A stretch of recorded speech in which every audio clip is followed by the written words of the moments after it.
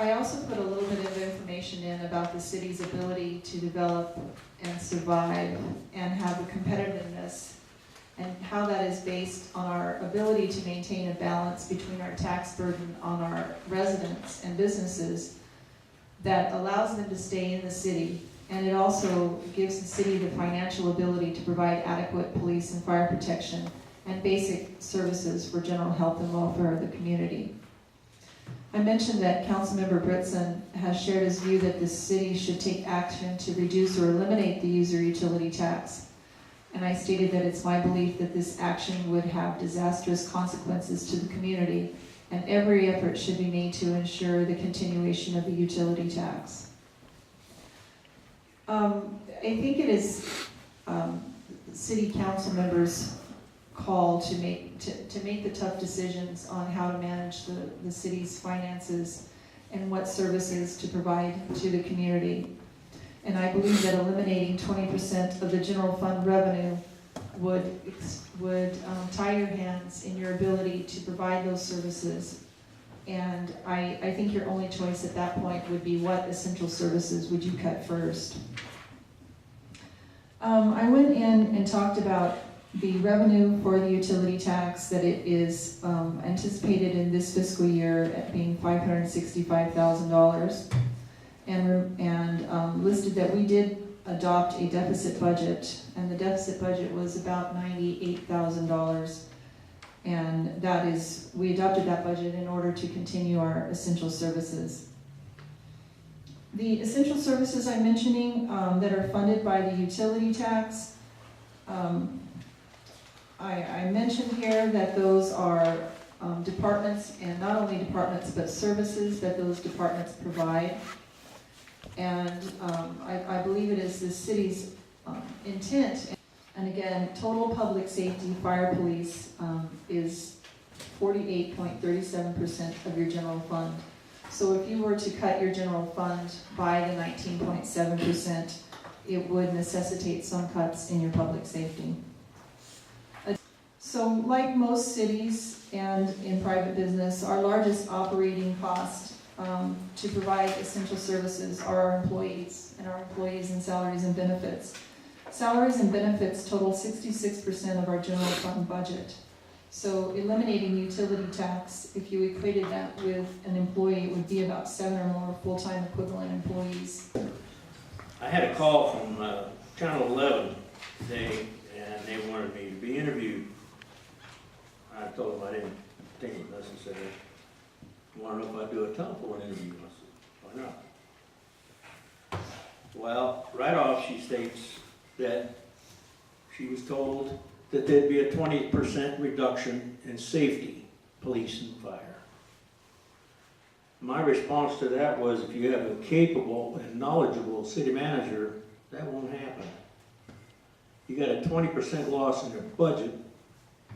Everyone shares a part of this illustrious pie that's been drawn up here, and or other measures.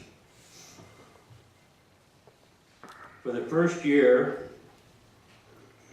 would be 100,000 plus 113,000.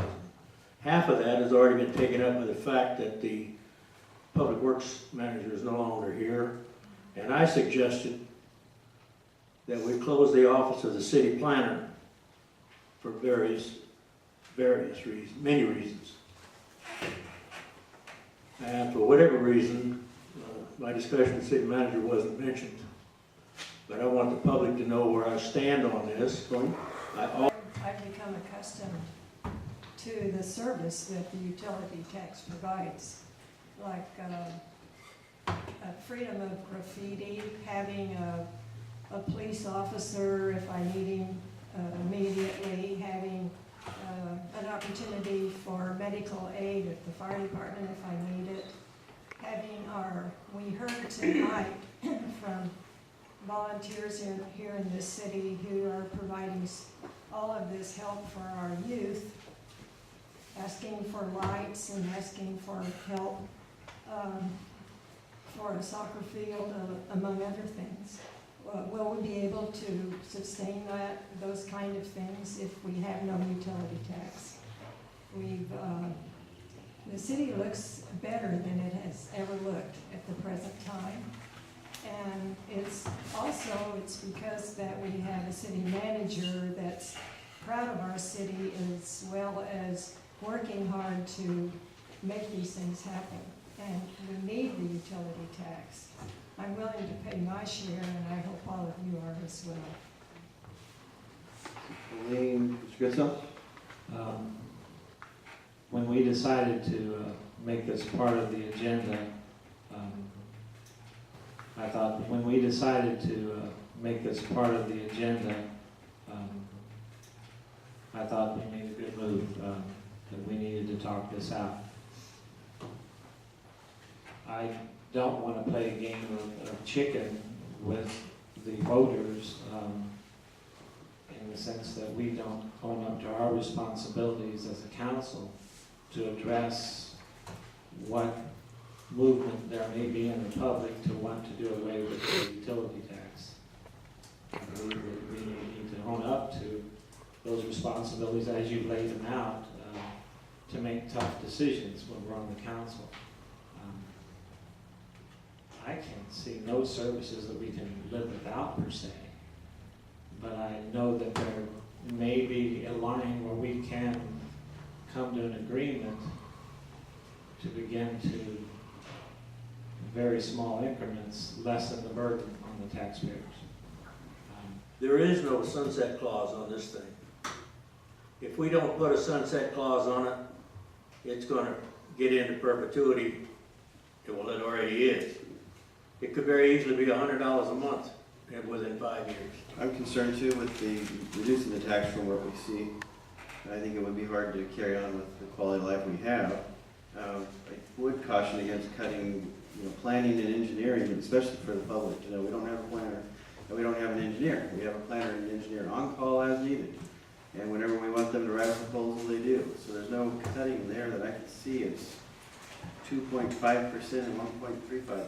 It's 4% if you have planning and engineering together. So if we're going to lose 20%, I'm not sure how a 4% reduction would help nearly enough. And as I said, they're on call. They're needed for when we got money for the park. Someone had to write that proposal, and they brought in 10 times that amount over the years in grant money. So that's certainly with caution against cutting that. Evening, council members. My name is Clifford King. I live at 729 Palm. Been in the city for approximately 50 years. Some of you councilmen realize what's happening. Some of you don't want to realize what's happening. And some of you are not at fault of what's happened over the years. You weren't here. But this has progressed to the point, you've led long enough to the point that the citizens won't see daylight at the end of the tunnel. We don't want to see this thing down here 10 more years. Your utility tax on most people's doubled, tripled, and some of them even quadrupled. You haven't done anything to get ready for this time. And I'll give you an example. And I know people not going to like what I'm going to say, but you went from an all-volunteer fire department. You got 3 paid members now. You used to have 1 a few years back, but now you have 3. You went from the police department to the sheriff's department, and don't tell me it doesn't cost more when a police officer is making $19 an hour, the average deputy's making around 25, and I believe your sergeants are well over 30. You're also paying for the part of their retirement, and it's not a cheap retirement because most of them deputies are paying in the neighborhood of up between $500 and $700 a month out of their own pockets. You're paying for the wear and tear on the cars. So I don't know exactly how much, but you're considerably over the old budget. And the time's going to come, you're going to have to make a choice on what you're going to do about the sheriff's department. Because sooner or later, they're going to get a raise. And so are you. And so are we as citizens. You had a $300 cap at one time. Somewhere along the line, somebody in city government, I'm not saying any of you, but somebody made